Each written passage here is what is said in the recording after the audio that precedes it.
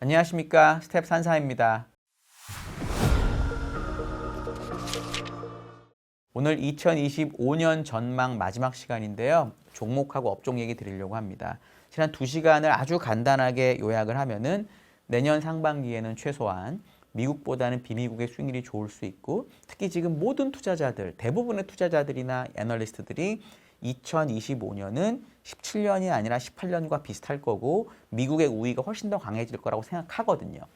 이럴 때는 우리가 다르게 생각할 수 있는 버릇을 들여야 되고, 특히 미국의 조정이 미국이 뭐 망한다든지 뭐 가계가 나쁘다든지 이런 게 아니라 미국의 순위 가정은 너무 긍정적이고 밸류에이션은 또 역사상 고점이고 금리까지 높고 배당 성향은 떨어졌기 때문에 자연스러운 주식의 논리로 조정이 될 거고, 그러면 그때 중국의 부양책이 들어오면서 중국과 밀접한 연관이 있는 경제들은 오히려 바닥에서 올라오면서 주가 수익률이 바뀔 수 있다는 게 핵심적인 논지였습니다. 요건 이제 첫 번째, 두 번째 시간을 같이 한번 들어주시면 좋을 것 같고요. 그럼 요런 논리대로 만약에 주식을 해야 된다라고 하면 어떻게 하는 게 맞냐? 논리적으로 이거 너무나 당연한 건데, 이런 논리를 주장하면서 미국 사세요, 미국 성장주 사세요 이렇게 얘기하면은 저는 약간 이상한 사람이 되는 거죠. 맞고 틀리고를 떠나서 애널리스트가 가장 중요한 게 논리라고 저는 생각을 하는데, 이 논리가 그냥 깨지게 됩니다. 그렇기 때문에 당연히 비중 확대에 들어가 있는 곳은 중국하고 동북아 신흥국, 뭐 전체적인 신흥국 이렇게 되는 거죠. 그리고 제가 한화투자증권에 2020년 9월 정도에 왔는데 그 이후에 하반기 전망, 뭐 상반기 전망 등을 해서 10번 정도 이상 자료를 냈더라고요. 찾아보니까 미국이 비중 축소였던 적이 없었습니다. 미국은 최하 중립이었고 보통 다 비중 확대였더라고요. 이번에는 제가 미국을 비중 축소로 냈습니다. 이런 아까 말씀드렸던 논리 때문에. 그럼 당연히 중간에 남는 거 유럽하고 일본 같은 것들은 미국보다는 비중을 높게 가져가는 게 좋겠다라는 게 결국 결론이 되는 거고요. 그렇다면 각 지역의 업종 스타일을 보게 되면 미국이 사실 가장 성장 관련 비중이 크죠. 특히 나스닥을 위시한 뭐 텍이든 커뮤니케이션이든 경기 소비재 이런 것들이 다 들어있잖아요. 그러니까 이런 지역적 배분을 주장하는 저라면 당연히 가치주가 성장주보다 좋다라고 얘기하는 게 합리적이고요. 그리고 이런 논리라면 사이즈 측면에서도 중소형주가 대형주보다 낫다라고 얘기하는 게 맞는 겁니다. 그래서 저희 리포트의 25페이지에 그 부분이 나와 있고요.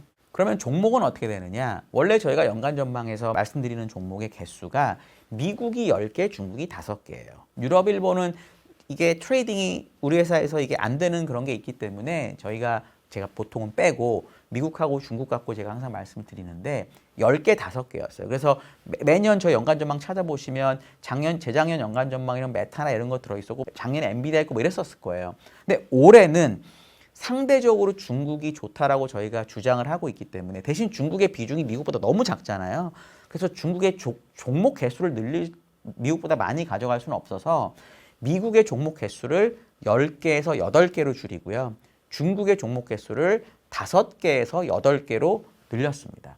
그러니까 이 두 나라의 비중 차이가 엄청 큰데 종목 개수가 같다라는 얘기는 중국의 비중을 원래 우리가 생각하는 것보다는 조금 더 가져갈 필요가 있다라는 뜻이라고 보시면 됩니다.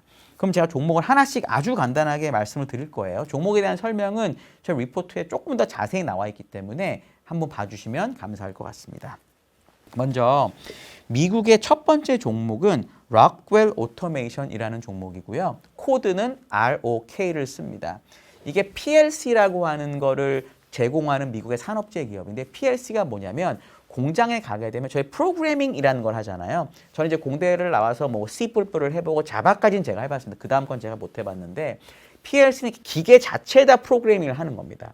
기계가 동작할 수 있도록 가장 효율적이고 군더더기 없는 프로그래밍 같은 걸 하는 거를 PLC 기계라고 하고, 그게 산업 기계들을 제어하는 역할을 합니다. 제가 그거를 해본 적은 없고 본 적은 많이 있는데, 병역 특례 기업에 있을 때 그거를, 그러니까 제가 봤던 건 아주 하층의 레벨이었을 거고, 이 회사가 하는 거는 아주 고도화된 PLC 관련된 산업재를 수행합니다.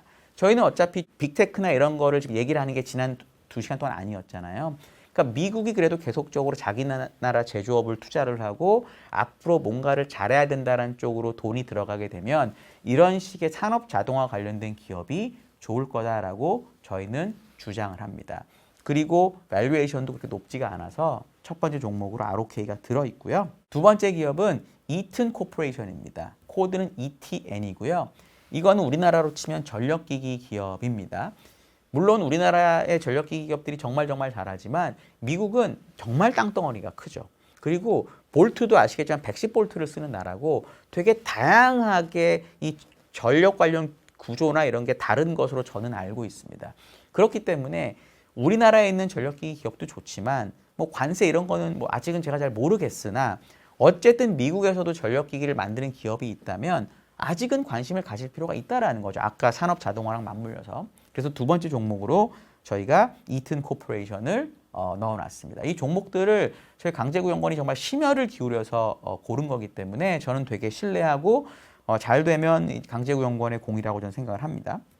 세 번째는 트레인 테크놀로지스라고 하는 기업이고요. 코드는 TT입니다. 이거는 공조 시스템을 만드는 기업인데 우리가 잘 아는 캐리어 같은 에어컨 회사랑은 뭐가 다르냐면 얘는 주거용 비중보다 산업용 공조 시스템 비중이 훨씬 큰 회사입니다. 아까 럭웰, 이튼까지 산업재 중에서 뭔가 제조업에 필요한 기계를 넣는 기업을 고르고 있잖아요. PLC 기업, 그다음에 전력기기. 얘는 공장 지었으면 공조 시스템 반드시 필요하거든요.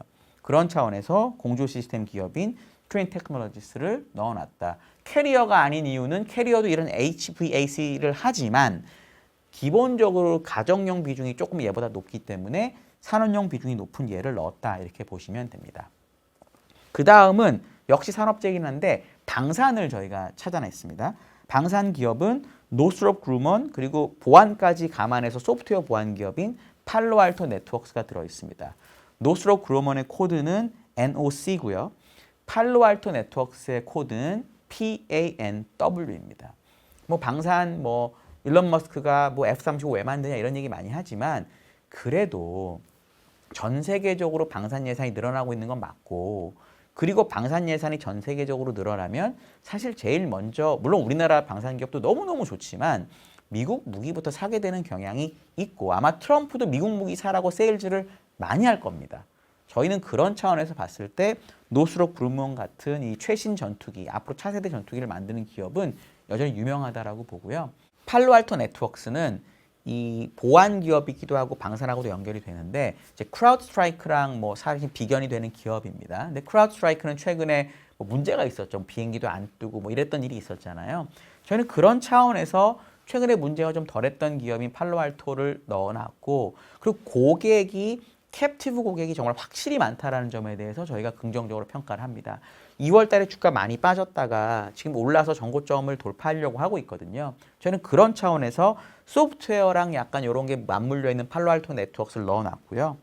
그리고 그냥 일반적인 소프트웨어 기업 하나 말씀해 주세요라고 얘기하는 분들이 있어서 저희가 뭘 넣어놨냐면 salesforce.com을 넣어놨습니다. 그러니까 이게 뭐 우리가 잘 아는 기업의 소프트웨어를 대신해주고 뭐 이런 기업이잖아요. 이 기업이 이번에 실적 발표하고 주가가 좋았는데 사실 실적이 그렇게 좋은 건 아니었어요. 근데 회사가 AI와 관련된 매출, AI로 인한 비용 감소 등을 얘기하면서 사람들이 되게 흥분했다라고 봅니다. 단기적으로 주가가 많이 올라왔기 때문에 이게 단기적인 트레이딩이 가능한지까지는 제가 얘기를 못 드리겠지만 소프트웨어 기업 중에서 그래도 AI를 가장 잘하고 있고 앞서 있는 기업은 salesforce.com이다. 이렇게 보시는 게 좋겠습니다. 코드는 CRM이고요. 그리고 저희가 중소형이 어느 정도 비중 확대를 해야 된다고 주장을 했으니까 상대적으로 작은 기업 하나를 저희가 또 추천을 여기 넣어놨는데 리포트에 JFrog라는 기업이고요. 코드는 FROG입니다. 요거는 이제 DevOps라고 해가지고 개발자와 비개발자가 서로 말이 안 통할 때 가운데 앱이나 이런 프로그래밍을 통해서 얘네들이 얘기하는 걸 연결해주는 회사라고 합니다. 그런 부분도 앞으로 좋아지는 것도 있고 그리고 회사가 그렇게 크지가 물론 큰 회사지만 상대적으로 다른 것보다는 크지 않기 때문에 트럼프가 대통령으로 취임하면서 금융 규제가 됐든 다른 여러 가지 규제를 좀 풀어주게 되면 M&A가 활발해지면서 M&A 대상이 될 수 있는 기업이기도 하다라고 저희는 평가를 합니다. 마지막으로는 이제 제가 얘기를 하다 보면 그래요. 이런 여러 가지 종목들이 있다고 얘기를 해도 나는 미국에서는 빅7만 할 거야 라고 얘기하는 투자자분들도 꽤 많으십니다. 왜냐하면 다른 거 공부하기 싫고 어려우니까. 그런 차원에서 빅세븐 중에 하나를 넣고 싶었는데 저희는 뭘 골랐냐 이번에 아마존닷컴을 골랐습니다. 저희가 리포트 나온 지가 거의 한 달 가까이 돼서 아마존이 이미 좀 올라와 있긴 하지만 이런 빅세븐 기업은 뭐 독점적이고요. 그리고 장기적으로 어쨌든 우상향하는 건 맞잖아요. 중간중간 왔다 갔다 하지만 저희는 그런 차원에서 이제 마지막으로 아마존닷컴을 넣어놨고요. 코드는 이건 너무 잘 아시겠지만 AMGN입니다. 중국 넘어가겠습니다. 중국 이번에 8종목인데 이것도 저희가 주장하는 이 부양책이랑 전부 다 연결이 되어 있습니다. 첫 번째 종목은 잘 아시는 알리바바인데요. 저희가 소비 위주, 내수 위주 이런 쪽의 부양책을 주장했잖아요. 소비하려면 이커머스, 아까 아마존 넣은 거랑 비슷한 생각일 수도 있지만 이커머스 많이 쓸 수밖에 없거든요. 그리고 알리바바는 거기다가 그걸 또 AI를 써서 뭐 효율 이런 여러 가지가 맞물려 있기 때문에 일단 알리바바, 티커는 9988번이고요. 두 번째는 레노버 그룹입니다. 레노버 그룹은 PC 만드는 회사이죠. 지금까지는 IT 가전과 관련된 것에 대한 기대감이 매우 낮습니다. 안 산다는 거예요. 그래서 중국에서는 스마트폰이 됐든 PC가 됐든 이런 것들 이구환신이라고 하잖아요. 보조금 낸다라는 기대가 매우 많습니다. 저희는 역시 중국의 부양책이 그런 쪽으로 집중된다라고 보기 때문에 이런 레노버 같은 기업을 좋게 보는 게 맞다라고 생각을 하고요. 티커는 0992번입니다. 세 번째는 홍콩 익스체인지스인데 그러니까 쉽게 말하면 홍콩 거래소죠. 코드는 0388번인데 중국 부양책을 써서 중국 경기가 좋아져서 주가가 올라가면 당연히 거래소도 돈을 더 벌겠죠. 거래 대금도 늘어나고 하니까. 저희는 그런 차원에서 거래소를 넣어놨고 네 번째는 SMIC, 그러니까 중국의 파운드리 기업입니다. 그러니까 중국이 소비가 늘고 뭐 이런 것도 좋지만 어쨌든 미국이 반도체를 되게 많이 규제할 거기 때문에 자체적으로 반도체를 만들어줄 수 있는 이 SMIC는 장기적으로 괜찮다라고 생각해서 저희가 넣어놨습니다. 그리고 그 다음에 이제 메이디 그룹은 아까 그 레노버랑 비슷하게 얘는 가전회사거든요. 코드는 이건 중국 본토에 상장된 기업인데 000333입니다. 이거는 아까 스마트폰하고 똑같이 소비가 촉진이 되면 부동산이 그래도 바닥에서 뭐 세게는 안 올라가더라도 반등을 하게 되면 가전 수요가 늘어날 수 있다라고 생각해서 넣어놓은 거고요. 이제 뒤에 세 개는 약간 소재와 관련된 기업들입니다. 이것도 마찬가지죠. 부양책을 쓰면 중국 소재 관련된 것들이 좋을 수가 있으니까. 첫 번째는 융기입니다. 융기 코드는 601012. 이건 이제 신재생과 관련된 거고요. 두 번째는 장시구리라고 해서 600362. 구리는 잘 아시겠지만 경기가 좋아질 때 되게 예민하게 반응하는 원자재거든요. 그러니까 저희가 맞든 틀리든 논리적으로 부양책으로 인한 경기, 소비, 내수 이런 걸 얘기를 했었기 때문에 구리가 좋아지는 거에 대해서는 뭐 당연하게 받아들이시는 게 맞을 것 같고요. 그리고 신재생에 맞물려서 또 하나 전기차랑 관련된 티안키 리튬 코퍼레이션 코드가 002466번입니다. 그러니까 쉽게 말하면 신재생과 관련된 소재 하나, 구리 하나, 그다음에 리튬 하나. 이 부분들이 중국이 경제가 좋아지면 다시 또 투자가 생기고 좋아질 수 있겠다라는 게 저희의 생각입니다. 그러니까 결국은 비미국의 시대고 뭐 이렇게 하게 되면 그 논리에 맞는 종목들이 골라져 있다라고 하면 되고요. 이 종목이 진짜 오를지 안 오를지는 내년 6개월이 지나봐야 알기 때문에 맞는지 틀리는지에 대해서는 제가 뭐 이야기하지 않겠습니다. 그런데 1편부터 지금 이어져 온 이 내년 전망에 대한 논리가 있잖아요. 그걸 잘 들어보시면 왜 이 종목이 선택됐는지는 충분히 아실 수 있습니다. 그렇기 때문에 저희가 이렇게 종목을 넣어놨고요.